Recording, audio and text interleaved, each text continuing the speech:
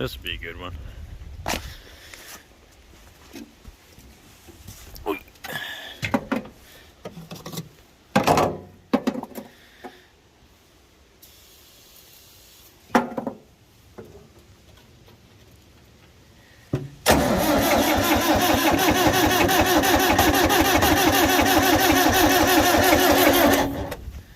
Un momento. Oh, come on. There we go.